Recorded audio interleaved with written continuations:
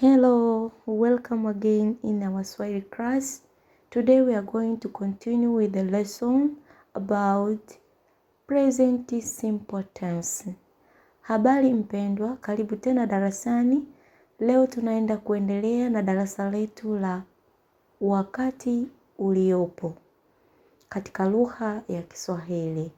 Asante kwa wewe uliyelike, uliyocomment na kusubscribe. Mungu akubariki sana. God bless you. Twendeni darasani. Muundo wa kitenzi cha Kiswahili wenyewe una muundo wake. We have Swahili verb structure or verb formula.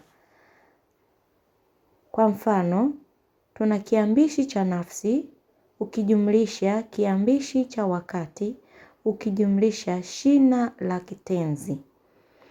In English, we can say subject marker plus tense marker plus verb roots. Sasa tuangalie mfano. For example, neno ninakula. Ninakula. Tuvunje hili neno. Let's break it. Ni nasimama baada ya neno mimi, kiambishi cha nafsi, mimi. In English, I. Na inawakilisha wakati wa sasa, nyakati, present tense, wakati wa sasa. Kula, kitendo, ndo verb. In English, it's verb.